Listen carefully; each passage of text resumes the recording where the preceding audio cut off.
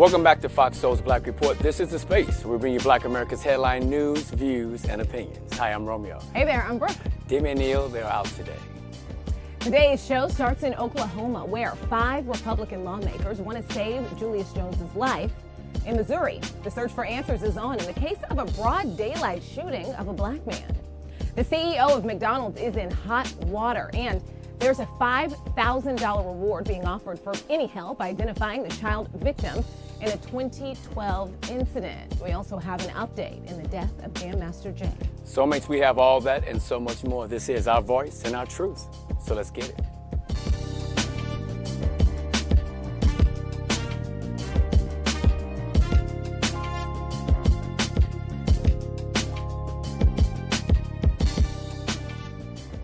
Good evening, Soulmates. I hope you're having a great Friday. I hope you enjoyed Veterans Day. 5 Republican lawmakers are urging Governor Kevin Stitt to grant death row inmate Julius Jones' clemency plea. The Tulsa World is reporting Jones is scheduled for execution Thursday. Although the State Pardon and Parole Board has twice now recommended his sentence be commuted to life in prison. The recommendation, though, requires the governor's approval. Jones maintains he was framed for the murder in which he was found guilty. It occurred during a carjacking. A massive campaign to free him, or at least save him from death, has attracted international attention, the support of several celebrities, several athletes, Kim Kardashian jumping in the conversation. Again, 5 Republican lawmakers jumping in the conversation, the Golden State Warrior team, Blake Griffin.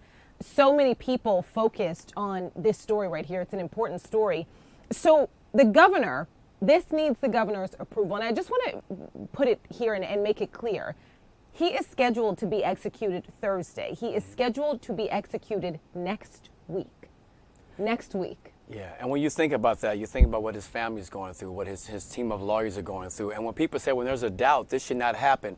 And unfortunately, we've gone through this over the last decade, over years, where people unfortunately lost their lives and still there was a doubt. But we can't turn back the clock when it happens. So we're trying to prevent that from possibly happening again, right? So if you think about it, like I said, prayers are going out to his family, to his team. They're going to fight until the very, very end. But there should be somewhere where they can expand this. This man was convicted, I believe, in 1999, I believe, around that time. So if it's gone on this long, you can put it off longer till you really be sure what's going on, I feel like. You know, on that note of putting it off or doing whatever you can to really be sure, Julius Jones' family says the governor wouldn't meet with him, says he didn't have time in his schedule to meet with him. And so they're sending messages on social media, you know, hoping that maybe they will get to him. But so that's a question there. You know, when it comes to killing someone, when it comes to the state killing someone, the government killing someone, you know, the government says, hey, this is the punishment. This is the punishment. We do this so in hopes that people will fear this so that they don't kill someone. We do this because this is what the victim's family sees as justice. This is what the state feels is justice. But because, as you mentioned, it's the only punishment that you cannot come back from. It's the only punishment that you cannot overturn once it goes through, right? Should everything be done, everything be looked at? Do you think the governor, just simply because the Pardon and Parole Board has made this same decision about clemency twice, should this be something the governor should really be, you know, spending all of his time on? Should the governor be spending all of his time clearing his schedule to meet with the family to really take a look at this decision from the Pardon and Parole Board if you're doing something as permanent as this? You know, I think he should definitely give us some time. He should not clear his schedule. Totally, I understand that. Like, things have to be done, but this is a life or death situation, so literally, right? So you think about that. Let's go back to how many men and women, people of color, that have been released from prison after being locked up for decades when they finally found out this was the wrong thing. But their life is still there because they're not put in this situation. They're not on the clock where by next Thursday their life could be done. So I'm praying that this man takes out a little time. The governor takes a step back saying, you know what? It's getting national attention for a reason. You know what? People are saying there's doubt. People at high levels are considering there's possibly a doubt that this even happened. Maybe I should take just a little time to look into it. We would love that and appreciate that. And his family definitely would. And you know, something that's so interesting, we do have obviously massive amount of statistics about people who have been exonerated, right? People who have been convicted of death, people who have been convicted convicted, and sentenced to death, convicted and sentenced to life in prison without the possibility of parole, life in prison, decades in prisons, and those sentences have been overturned. We have those stats. We don't have stats about the possibility of someone who has been executed and found innocent, because no one really looks into it. Here's the thing. The Innocence Project, let's just go with the Innocence Project. They don't have a massive, unlimited amount of funds. They're not the feds, okay? They do not have an unlimited budget. And so when you have the question of, there's all of this evidence, we need to look into what happened once someone's dead, unfortunately, they need to take those resources and put it into people who are still alive in hopes of preventing someone's life from being taken if in fact they are innocent. They don't have the funds to really take a deep dive into someone's case after they're already dead. Brooke, that is so true, and soulmates, we would definitely keep you posted. We would never know. All right, well, puzzling broad daylight shooting at a small town trailer park is renewing concerns among activists about how justice is doled out when a black person is killed in Missouri. According to the AP, a neighbor killed Justin King, who was 28, on November 3rd at the neighbor's mobile home in Bourbon, a town of 1,600 residents about 75 miles southwest of St. Louis. Now, while police say the initial investigation indicates the shooting was justified, King's relatives and civil rights leaders on Thursday pressured for a more thorough probe. Okay, racial injustice activists cited other killings of black men in Missouri that failed to result in criminal charges. Among them, Tory Sanders, who died after a white sheriff pressed a knee on his neck in a manner similar to George Floyd's 2020 death in Minneapolis, and Durante Martin, a teenager shot inside the rural home of a man with a history of racist comments. So there's a lot of different stories going on right now. We're hearing investigations that a neighbor shot him in fear for his life, saying they was robbing him. But now we're seeing that his parents arrived at the scene after his body was already taken from the coroner's, right? They said that the team witnessed that King was passing through the neighbor's yard chasing a dog. So we don't know what the final result or what the true story is going to be. We don't know if they have cameras from other people's homes that can show the proof of that. But here's a situation where it happens over and over again. Another life is lost. This is reminding us of the Ahmaud Arbery, which we'll speak on that later on in the show. But it's very unfortunate. I mean, at the end of the day, the parents have to live with this the rest of their life. And some parents, it's hard to do that.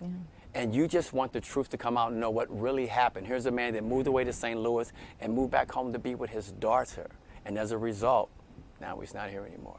You know, you started the story off, Romeo, talking about, the family, activists, bringing up the question of how justice is doled out when a black person is the victim, right? And so that took me to a conversation that was it was happening on Twitter. It's been happening on Twitter for the past couple of days. It's been happening, I'm sure, in people's homes. It's been happening based on what part the media plays in perpetuating this same problem, right? And so obviously that's something that's really important to me, really important to you, because these are our jobs, and I think we take it really seriously, our responsibility to tell stories accurately and fairly across the board, right? And so I want to bring you to two New York Times headlines, okay? One is from the actual paper. One is from a tweet leading to an article in the actual paper. Okay. So one is about Mike Brown. The other is about Kyle Rittenhouse. So I just want to read these headlines. So the first headline, Michael Brown spent last week grappling with problems and promise. The story starts out, Michael Brown, 18, due to be buried on Monday, was no angel, with public records and interviews with friends and family revealing both problems, and it goes on.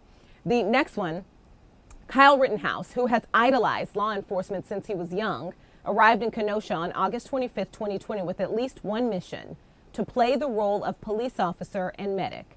The night would end with him fatally shooting two men and wounding another. So in both of these instances, one person is being accused of a crime and one person is being, at least, his family says, is the victim of a crime, right? Nobody in these cases has been convicted of anything. Kyle Rittenhouse is currently on trial. But there is a difference in the tone in those discussions. One person is accused of killing people, facing murder charges right now. And, he's talked about as if, he idolized police officers. This is how the night happened to end. One person is the person who ended up dead in another incident with police. Of course, in that instance, police said he was doing something wrong. The police officer maintains that. But the tone is different, right? And I think, for me, I always want to be responsible and make sure that I don't cause that. Right. Because there's a way to tell both stories about what happened, and there does seem to be a different focus, essentially. It definitely is, and you think about it, I've been listening to that trial of Kyle Rittenhouse, and it scares me in a way where the way things are being cross-examined, the questions, the way things are being answered, that he may walk away. And that is just my opinion on that, soulmates. But it brings, I'm not sure, based on what I'm hearing and some of the things that they're saying, but at the end of the day, look, I understand he may have been there for a good cause, right? I understand there may have been allegations where he was trying to put out a dumpster fire that someone had started. At the end of the day, he should not have been there. He was 17. That was not his gun. He can't take the law into his own hands. We see what happens when that does happen, just like the trial that's going on with Ahmaud Arbery. Listen, and I know we're going to get to Ahmaud Arbery Yes. in a moment. Let's talk about Kyle Rittenhouse, though. We haven't gotten the opportunity to talk about a case that has the nation really stuck right now. Two cases happening simultaneously, happening so much that media outlets are getting them confused and typing wrong things and talking about wrong things. But the biggest story of the week regarding this specific trial is that Kyle Rittenhouse took the stand. One, we weren't sure if that was going to happen. Right. Similar to, obviously, police officers, a different conversation, but similar to Derek Chauvin's trial, he did not take the stand. And so in this, people thought they were going to see a similar story. He took the stand. He, at one point, broke down crying. And then, and then later on in the day, he seemed pretty composed. The biggest piece of that, one, was him saying, I didn't mean to kill anybody. That wasn't my intent. That I was defending myself. And also the judge's reaction, a bit of a battle between the defense attorneys and the prosecution. Their frustration, the defense attorneys said that they had the potential to call for a mistrial. They wanted the judge to rule on something that the prosecution had done. So, and that brought this into question. The judge had ruled, essentially ruling that the question had been answered. Kyle Rittenhouse did not use a gun to defend property, which had been a question that had not been answered for so many people, right? Yeah. And still for so many people it hasn't been answered. But the judge felt like that was answered. And the answer was no. And that the prosecution cannot ask him about that. The prosecution felt like they had got him in a corner where he voluntarily essentially said in another instance he had wished he had brought a weapon to defend property. And so then started teeing into those questions. The jury was sent out of the room. The judge yelled at the prosecution in a way that I have actually never seen in such a high-profile trial. I go to our legal correspondent, Sue Ann Robinson, and she says, oh, I see this all the time. I see this all the time. Yes, it doesn't happen in big trials like this. You may not have seen it, but I see it all the time. And she said something to me that I thought was fascinating. She said, it's very possible the jury can hear the judge yelling. And where does that leave things? What does that mean? What is the jury thinking? How does that affect things? And we're going to continue to watch this and follow this case for you. Definitely. And I'm going to say this to wrap this up about Kyle Rittenhouse. At the end of the day, if there had been a black man or a person of color crossing the state line with a gun that they did not own, doing what they weren't supposed to be doing, trying to take matters into their own hands, one, would they be alive today? And two, would the trial be going like this? Three, would there be a different type of scrutiny about that person's mother and father? Yeah, definitely. All right, let's move on to a story in Massachusetts. A white woman has pleaded guilty to assault and civil rights charges and been sentenced to probation for driving her car toward 3 black women and their 5 children outside a cookie shop and yelling racial slurs at them. The AP is reporting this woman, Rhonda Wozniak. She's 61 years old. She was sentenced Tuesday to 9 months of probation after the encounter in a parking lot. She was also ordered to perform 40 hours of community service and stay away from the victims. Now, this is all broken down in a statement, in a court record statement, a statement from the attorneys involved in this case. So here's the thing. This is something going back to another story that's been making a lot of news. CBS News tweeted a question, which, you'd think has to do with a lot of the stories happening in school boards across the nation right now, right? And obviously at state capitals across the nation right now. But the question was, at what age should you start teaching a child about race?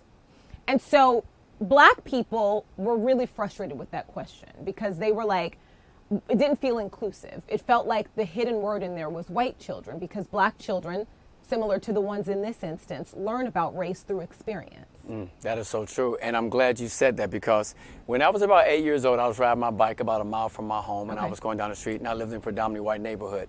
A car passed by, called me the N-word and made a U-turn and came after me. Here's a little young man that rides a bike, but doesn't have great balance. But that day I figured it out. I had to go downhill, go about another 3 blocks to get to my house and run into my house because they chased me into the cul-de-sac, right?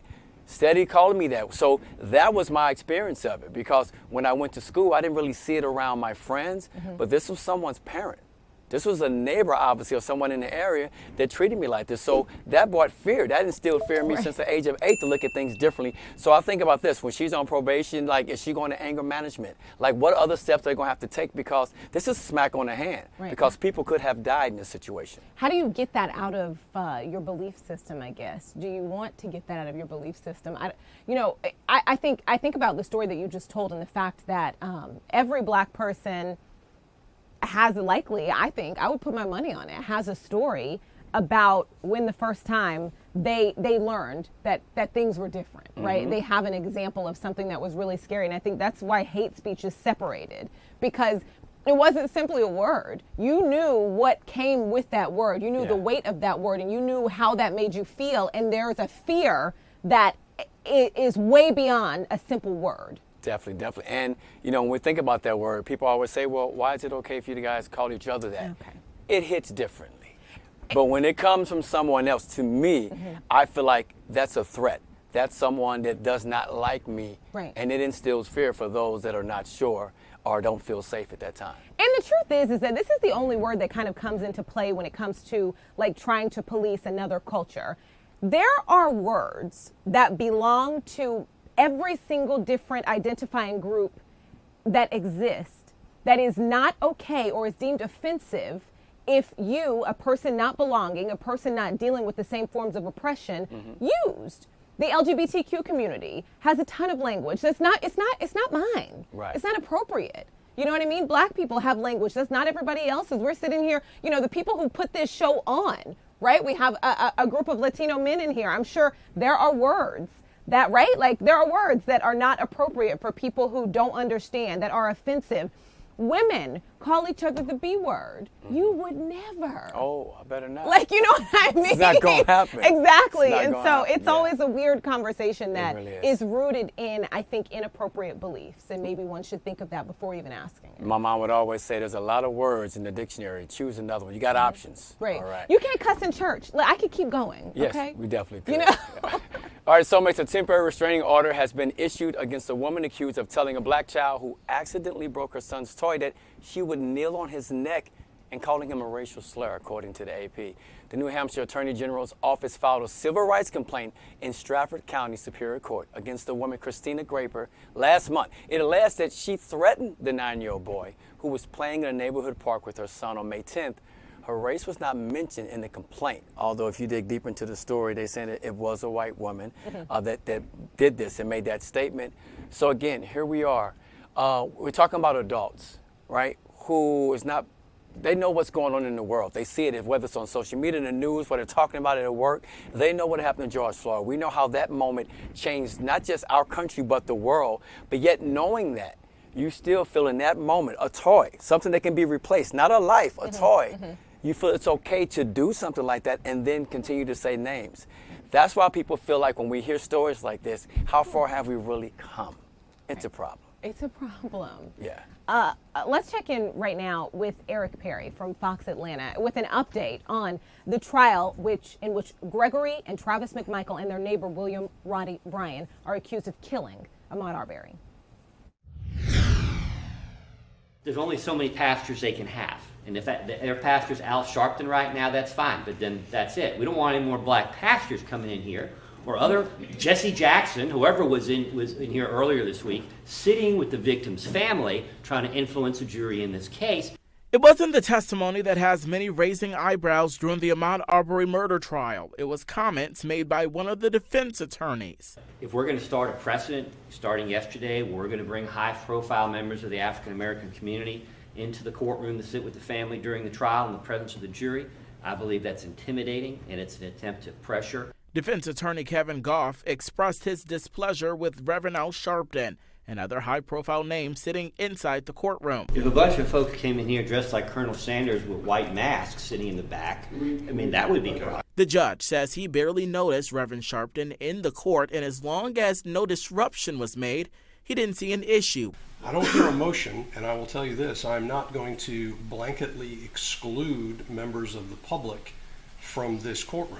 It was another long day inside a Glenn County courtroom as the state showed over 4 hours of recorded deposition with Larry English. Recognize what this video clip is, State's Exhibit? Yes, that's the two boys. Larry English owned the home that was under construction in the Satilla Shores neighborhood. During the testimony, the state and defense showed video caught on security cameras. Many claim Arbery was seen on the property in the months leading up to the shooting and the day of the shooting. So let's talk a little bit about that first incident there. So you'll remember part of the defense kind of stood up during jury selection, essentially saying there weren't enough regular schmegular white men on the trial, right? And then, you know, here we go, another member of the defense team or a member of the defense team, you know, days later saying black pastors shouldn't be in here because that influences the jury. But Jesse Jackson wasn't there. Al Sharpton was there. That's a fascinating flub, I guess. Yeah, it has you lost for words. I get it. And it should have you lost for words because you're like, in 2021, you're going to get up and say, we don't need any more black pastors, right? And again, it's open to the public, but why would you have to use those words, that term? Why would you have to describe it like that? Why would you have to say it that way? And when you think about this case, again, like even when I take a break between the morning show and coming to our news show, I'm in the car and I'm listening to the Riddenhaus trial, I'm listening to this trial, and when I think about the more they bring to life in this situation, how it was a home under construction, how there was no windows, no doors, many people have walked through places like that, right? Yeah. It's not like it was a model home in a new community where they have a bedroom and they have like picture frames, things that you could possibly take. This man came out with nothing in the bag. He wasn't loading up a truck. He was simply jogging, and he lost his life. And yet we still have to go through this trial. I understand we have to do that, but people have to understand why it's so frustrating, because we should be like, why do we have to spend this money? Why do we have to go down this road? But it is what it is. It's the way of the law. And down the road, you know, I saw criticism from legal experts, actually, because there is a lot of attention right now being paid to Kyle RIttenhouse's trial and not as much being paid to the trial against the McMichaels and William Bryan. But almost every legal expert I've kind of looked at and analyzed their reports, and they seem to feel like this case is going incredibly well for the prosecution, unlike what's happening in Wisconsin. It's a who knows what's going to happen there, but the consensus seems to be that the prosecution, that this case is going amazingly for the prosecution. But I also think when it comes to the question of whether a pastor should be in there, for one, listen, yeah, I guess that the idea of what black pastors mean, right, what they mean to the community, not necessarily a bad thing, especially in an instance where somebody died, a man lost his life, a mother is grieving, a father is grieving, a neighborhood is grieving, people across the world are grieving and having to relive this horrific display of violence over and over and over again. And I just want to also just note, just in the essence of fairness, based on the video that we saw towards the end of the piece there were reports of multiple people, many people going onto the construction site because people are nosy. Exactly. Yeah.